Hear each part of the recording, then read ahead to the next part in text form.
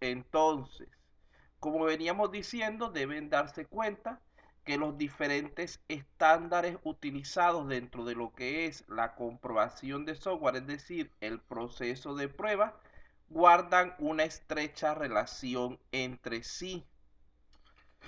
Vamos entonces a continuar.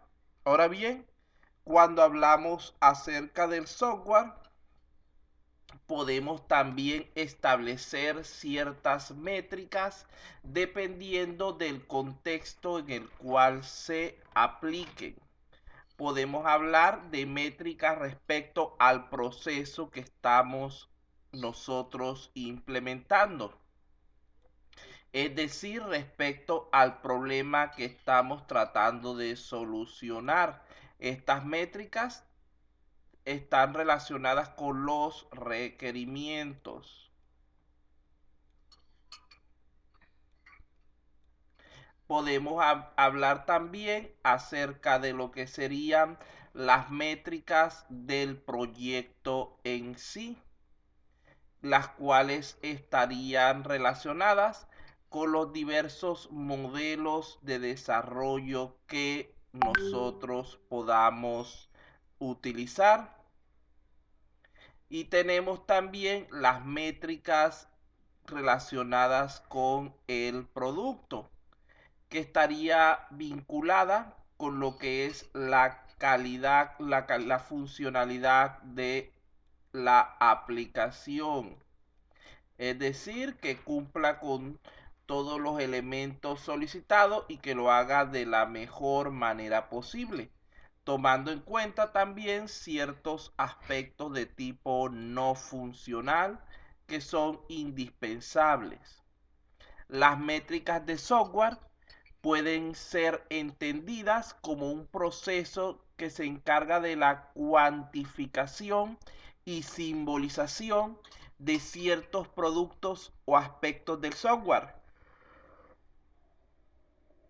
Dichas métricas nos van a aportar valoraciones para el proceso, para el producto y para el proyecto de software, evaluando incluso el proceso utilizado para su construcción, que sería el proyecto, siendo entonces requisito fundamental de todo desarrollo de software donde se pretenda alcanzar buenos niveles de calidad, ya que no solo ayudan en lo que es controlar el proceso en sí, sino también contribuyen a mantener y asegurar la calidad del producto final. Fíjense lo siguiente, cuando nosotros estamos hablando de la calidad, esto es importante, esto sale en el examen. ¿Ustedes quién creen que es el que decide el nivel de calidad de nuestro producto? No es otra persona, sino el cliente. La calidad se basa, aparte del cumplimiento de lo que sería lo que se planificó en el contrato, se basa en la satisfacción que tenga el cliente. Si ese cliente nosotros no trabajamos correctamente con él, nos las llevamos mal, tenemos problemas, etcétera, él va a buscar la manera de echar por tierra lo que nosotros hayamos hecho y se va a quejar siempre de calidad en el producto. Si nos ganamos al cliente y trabajamos en coordinación con él, tratando de ir ¿cómo se dice? Involucrándolo en el proceso, es muy probable que lo que es la calidad sea mucho más rápida de alcanzar. Fíjense que durante lo que es la construcción podemos plantear la calidad del producto en términos de lo que es su construcción, su desarrollo, el cumplimiento de normas, de estándares, de modelos, etcétera, que se requieren. Tendría que ver con la parte del proyecto y del proceso. Pero cuando ya salimos de esa parte y estamos en la parte de implementación, la calidad va a depender del desempeño del producto. de qué tan buena es su utilización, qué tanto satisface esas necesidades del usuario por las cuales fue creado.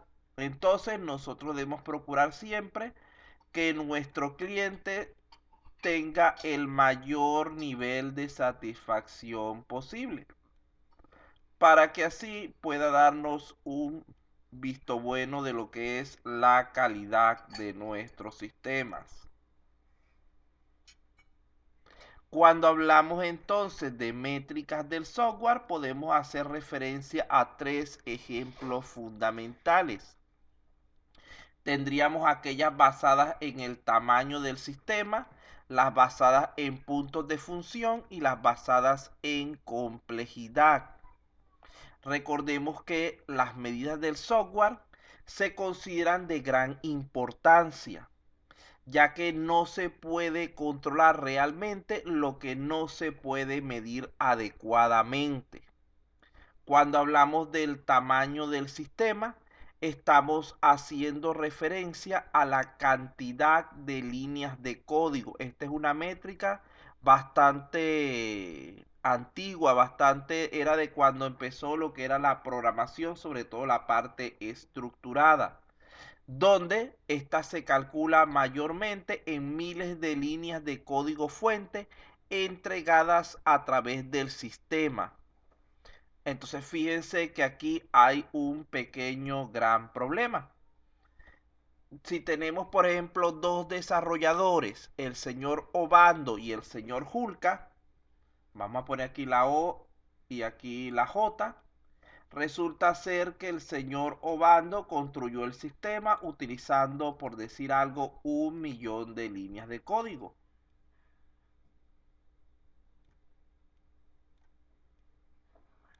Ya que él trabajó así, vamos a decirlo así, de manera bastante desfasada, mientras que el señor Julka logró hacer lo mismo con la mitad de la cantidad de líneas de código, es decir, con 500.000, ya que él utilizó reciclaje de códigos, optimización de código y todas estas técnicas modernas para mejorar lo que es la escritura del sistema. Fíjense que si se basan en esta métrica de tamaño del sistema en líneas de código, el señor Obando, que hizo un trabajo más deficiente, terminaría cobrando más que el señor Julka, que hizo un mejor trabajo, suponiendo que en ambos casos los dos sistemas trabajen a final de cuentas aparentemente de la misma manera. Entonces, por eso es que les digo que esta es una métrica que ya está bastante desfasada, aunque en ciertos casos todavía hay quienes la usan. Pero no debería usarse ya porque recuerden que se pide, por ejemplo, el uso de funciones y módulos para reciclar el código, la utilización de funciones preconstruidas que ya vengan en el lenguaje, etcétera. Y todo eso lo que hace es reducir el tamaño de nuestra información. Y al reducir el tamaño de la información, realmente lo que estamos haciendo es reduciendo el pago que vamos a recibir. Entonces, esto lo que haría es fomentar que no se utilicen esas estrategias, las cuales benefician tanto a lo que es el desarrollador como a lo que es el cliente, porque generan aplicaciones optimizadas, capaces de trabajar mucho más rápidamente y de manera más confiable. Porque imagínense, por ejemplo, que en este caso el señor Obando hizo una función llamada, eh, ¿qué podríamos decir? Vamos a poner algo sencillo. Promediar. Promediar costo de producto. Costo de producto. Y resulta ser que él necesitaba utilizarla en diversos módulos. Y él lo que hizo fue que cada vez que necesitaba en un módulo, copiaba el código completo y lo repetía en el siguiente módulo. Y así lo necesitó usar 20 veces y resulta ser que esta función promediar tenía 200 líneas de código. Por 20 veces que lo utilizó, tendríamos 4000 líneas de código, 200 por 20. Tendríamos 4000 líneas de código utilizadas. Mientras que el señor Hulka hizo el mismo trabajo, pero él convirtió este elemento en una función llamada PSP, por decir algo, PSP. Y él, en vez de copiar y pegar cada vez que necesitaba ese código que tenía allí, él lo que hacía era hacer simplemente el llamado de la función. Entonces simplemente usaba una línea PCP, donde él mandaba sus parámetros y recibía la respuesta correspondiente. Si igualmente él tuvo que utilizar ese elemento 20 veces, el señor Hulka solamente utiliza las 200 líneas de código de la función original más los 20 llamados que le hace, es decir, utiliza 220 líneas en lugar de 4000. Si sacamos cuenta, ¿qué porcentaje de ahorro representaría eso? Ponerlo aquí. 4000 es el 100%, 200, 220 por 100 entre 4123. Ahí está. Apenas está utilizando el 5% de la cantidad de líneas de código que utilizó la otra persona. Esto mejora muchísimo el rendimiento, ya que se cargan menos elementos en memoria.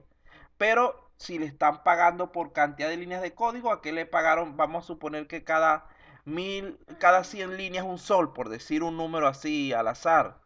Entonces quiere decir que por ese elemento, mientras que el señor Hulka cobraba 2.20 soles,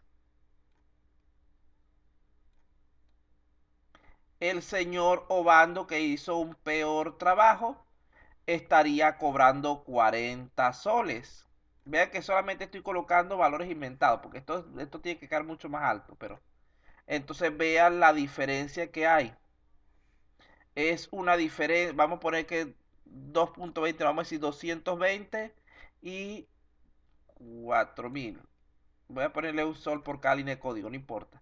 Y 4000, vean que en este caso el señor que trabajó de la peor manera posible está cobrando muchísimo más que aquel que se esforzó en optimizar el sistema. Por eso es que esto de aquí ya no está siendo usado mucho, se usa en muy pocos casos por personas que trabajan de manera todavía bastante obsoleta, bastante antigua. En segundo lugar, tendríamos la que tiene que ver con puntos de función. En este caso, esta métrica se enfoca en lo que serían las funcionalidades aportadas por el software al usuario. Es decir, cuántas soluciones le estoy brindando yo a esa persona mediante mi software. Vean que en este caso, si yo le brindé a la persona 10 soluciones, eso sería lo que voy a tomar en cuenta como mi métrica del sistema, sin importar la complejidad interna del código, ni tampoco la cantidad de líneas de código fuente requeridas para su construcción. Vean que esta entre las tres es la medida más acorde a lo que es lo actual, ya que es la que viene a favorecer lo que es la optimización y reutilización del código. Porque aquí recuerden que, por ejemplo, el usuario no se va a poner a estar contando línea a línea cuántas líneas de código se le entregaron. Y por lo tanto, esta opción le va a generar desconfianza. En este caso, el usuario sí puede apreciar cuántas soluciones está recibiendo y por lo tanto él va a terminar quedando muchísimo más conforme. Entonces, esta es una medida, repito, mucho más adecuada en el entorno actual. Tenemos también la métrica del software basado en su complejidad funcional. Esta es muy similar a la del tamaño del sistema, solamente que en este caso se basa en el número de caminos independientes que tenga nuestro código. Cuanto más compleja sea la lógica de un código, ustedes saben que va a ser más difícil de entender, de mantener y de probar. En este caso, nuevamente se atenta contra la optimización del sistema, etcétera. Lo mismo que pasa aquí arriba, aunque es un poco más eficiente que esta de arriba.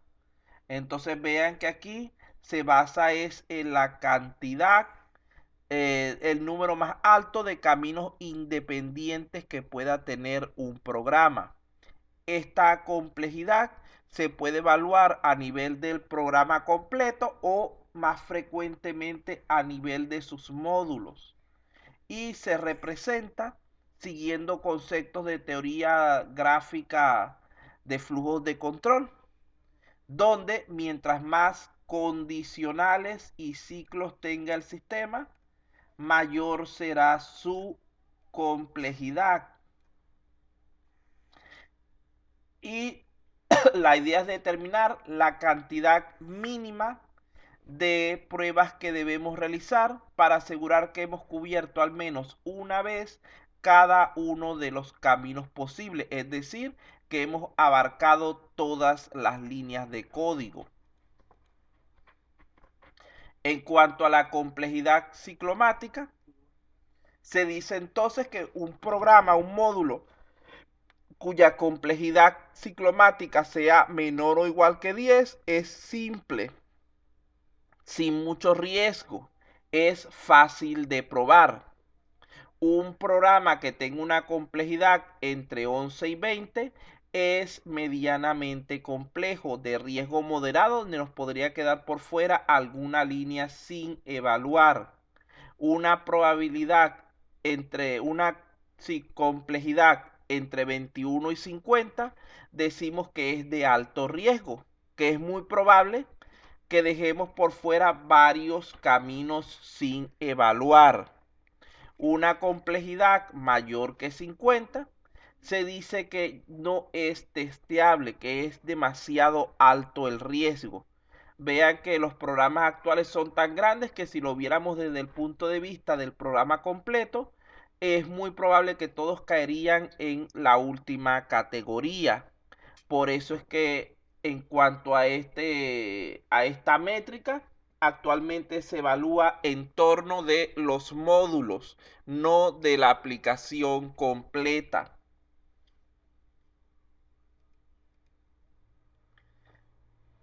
Vamos entonces en este punto a intentar establecer la complejidad ciclomática, intentar entender este concepto que es el más difícil de los tres probablemente, a través de algunos ejemplos sencillos. Vamos a ver aquí. En este primer caso, ¿cuánto valdría la complejidad ciclomática? Es decir, ¿cuántas rutas diferentes podríamos tener en este modelo que tienen aquí? Y vean que estoy hablando del modelo más sencillo que se me ocurrió.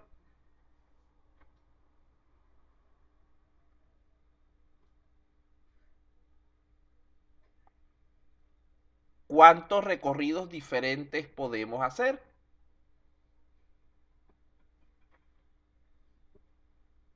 Dos, exactamente. Podemos recorrerlo así en línea recta y podemos recorrerlo también de esta manera. Quiere decir que nuestra complejidad ciclomática vale 2. Vean que tampoco es un concepto tan difícil de entender. Lo que pasa es que en este caso es sumamente visual. Vamos a ver, aquí están dos modelos diferentes. Disculpen que los coloqué en una sola hoja, no me percaté.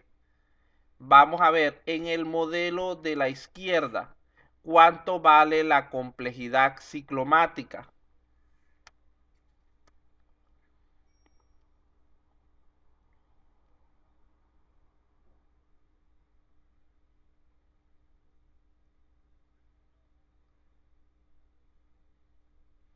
En este caso, al igual que en el anterior, vale 2.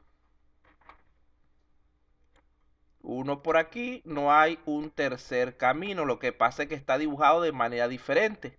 Pero igualmente solamente hay 2 opciones. Entonces la complejidad ciclomática aquí vale 2. Y en el caso que está del otro lado es prácticamente el mismo diagrama. A pesar de que se une más cerca, pero sigue teniendo una complejidad ciclomática de 2. Vamos a ver un ejemplo un poquito más largo. ¿Cuánto valdría la complejidad ciclomática aquí?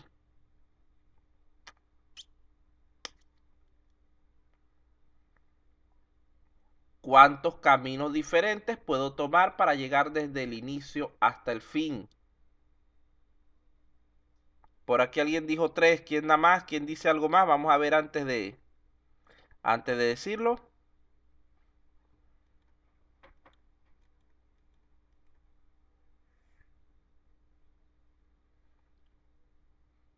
Nadie más dice nada. Alguien dice 5, alguien dice 3, alguien dice 2. No se peguen con un mismo valor 2 en todo. Vamos a hacer la prueba entonces de manera visual primeramente. Vamos a tomar primero el camino más corto. El camino más corto sería este. Allí tenemos, vamos a ir marcando aquí la primera ruta. Vamos a tomar una segunda ruta. La segunda ruta podría ser así.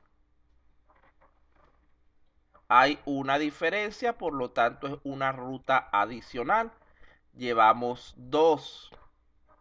La tercera ruta podría ser de esta manera.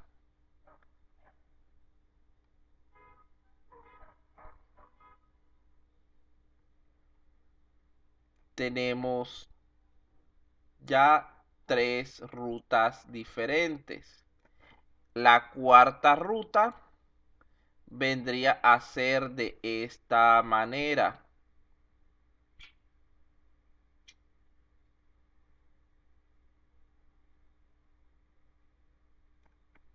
Cuatro rutas diferentes. ¿Habrá alguna ruta que no haya incluido? ¿Faltará alguna ruta por cubrir?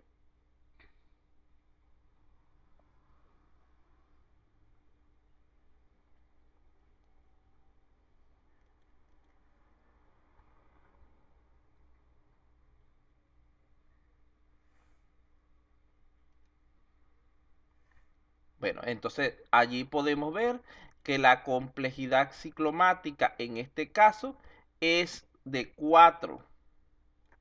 Fíjense algo que ha sucedido aquí. Si tuviéramos un ejemplo, déjenme bajar aquí esto para poder ver si les puedo plantear el ejemplo que quiero, que no lo hice, la próxima lo añado. Imaginemos que tengamos una aplicación o una función como esta. Calcular, escribir, fin. ¿Cuánto valdría la complejidad ciclomática de este gráfico? ¿Cuántos caminos diferentes tiene?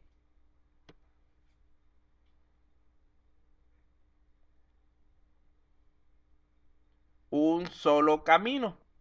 Porque como pueden ver, aquí no hay ningún condicional. Entonces, vean aquí, número de condicionales.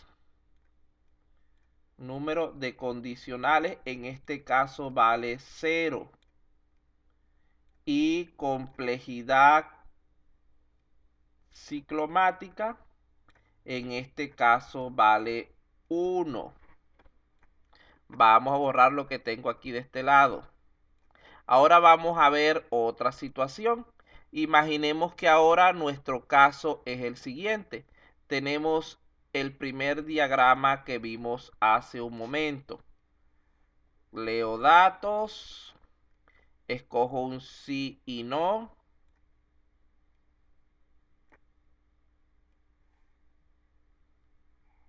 Proceso y llego hasta el final.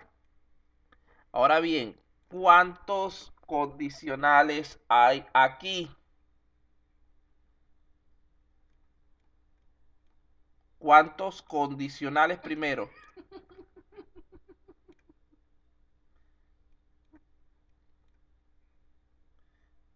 Repito, ¿cuántos condicionales ven en pantalla? ¿Cuántos if? No estoy preguntando. Uno. Uno Uno. solo. ¿Y cuánto vale allí la complejidad ciclomática? Vale 2. Me adelantaron con la otra pregunta y por eso es que se están equivocando. Si yo añado, voy a seguir cambiándolo aquí mismo para no... Voy a añadir otro condicional aquí.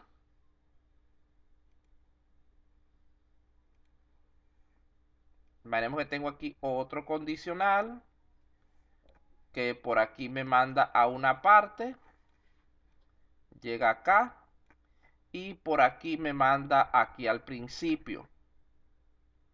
Ahora, ¿cuánto vale la complejidad ciclomática en ese caso? Vamos a empezar con la complejidad ciclomática para ir rotándoselas. Y el número de condicionales. ¿Cuánto vale la complejidad ciclomática en este caso? 4. 4, ¿por qué?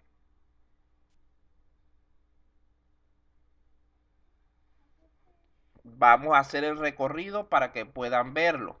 En el primer caso me meto por aquí, me meto por acá, me meto por acá y llego al final. Entonces aquí tendría un primer recorrido. Tengo dos condicionales. En el segundo caso me meto por aquí, me meto por acá y llego por acá.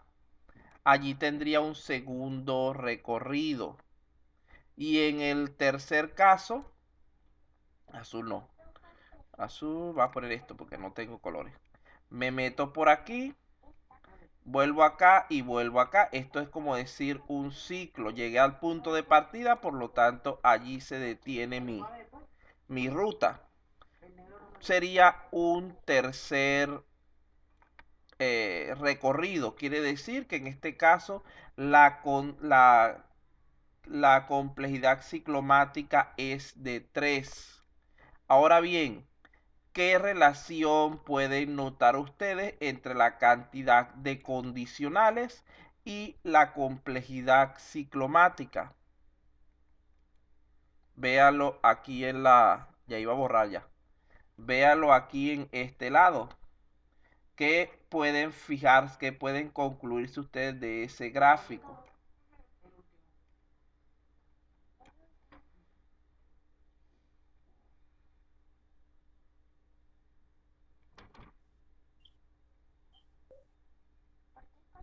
¿Qué es más uno? La Ajá, complejidad. exactamente, que la complejidad ciclomática siempre va a ser igual al número de condicionales o ciclos más 1. Esto les ahorra bastante trabajo de dibujo, porque en ese punto ya ustedes no tienen que estar dibujando todas las rutas posibles, sino una vez que llega a tener su gráfico ya establecido, lo que hacen es ver cuántos condicionales tienen y dicen que su complejidad vale esa cantidad más 1. Vamos a verificar esto en el ejemplo correspondiente. ¿Dónde estoy? Aquí. Vean lo siguiente. ¿Cuánto vale la complejidad ciclomática en ese caso?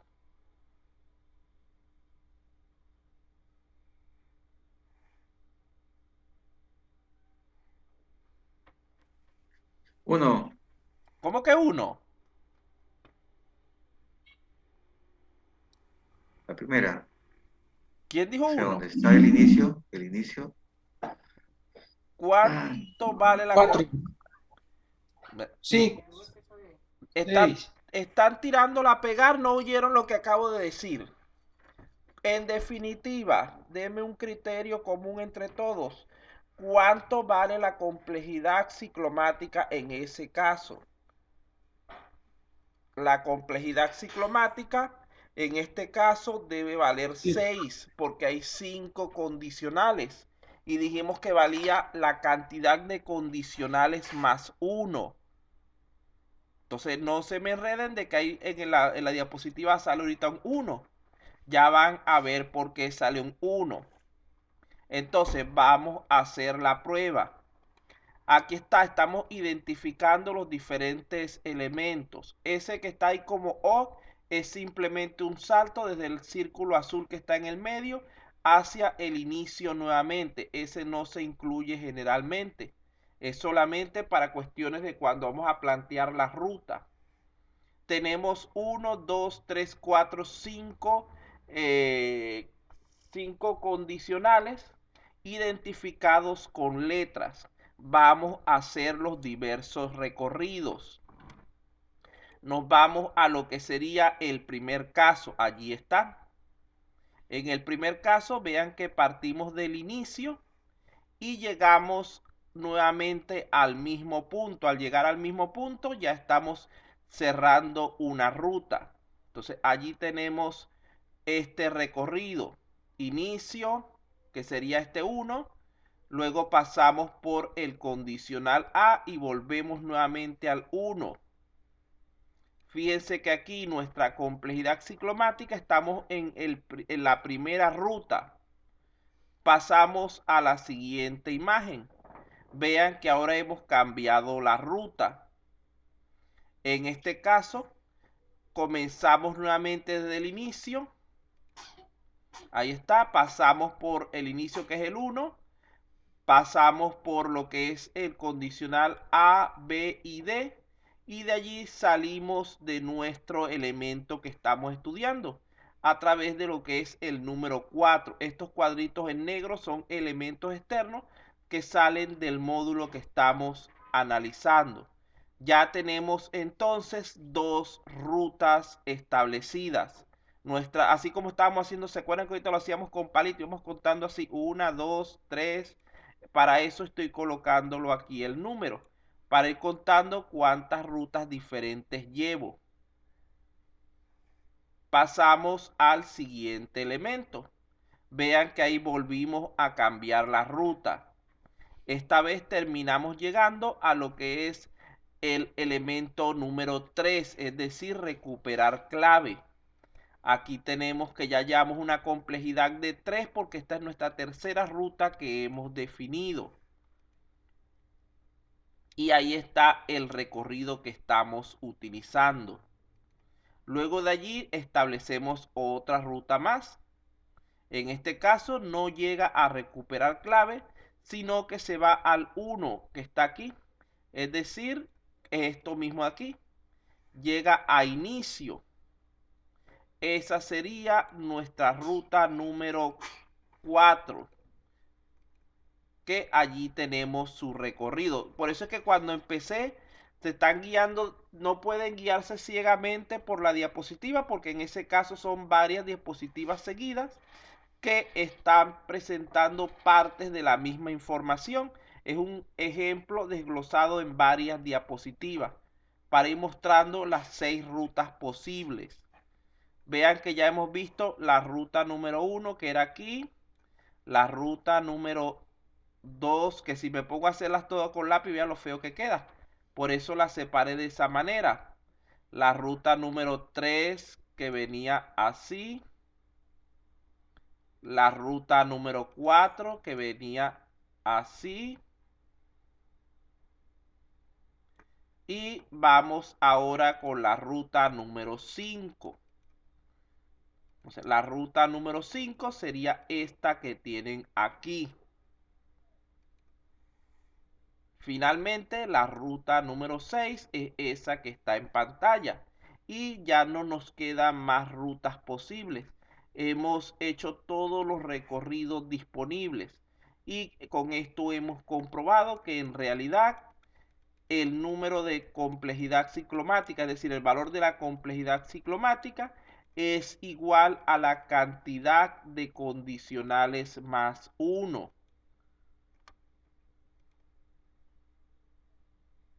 ¿Alguna pregunta sobre este punto?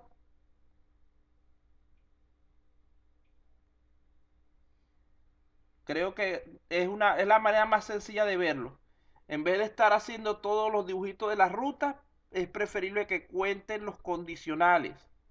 Lo que deben recordar es que un ciclo no es otra cosa sino un condicional retroalimentado. Es decir, esto que tienen aquí realmente termina siendo es un ciclo, porque él va a volver a caer en sí mismo después de lo que es su recorrido. Así que los ciclos también se deben contar. Los ciclos también se van a contar como si fueran condicionales, porque realmente, repito, internamente lo son. Hay lenguajes, por ejemplo el Prolog, que se ve en sistemas expertos del noveno ciclo, que no tienen ningún tipo de ciclo, sino que hay que construirlos usando condicionales. Entonces deben acostumbrarse a esa idea. Vamos a seguir entonces.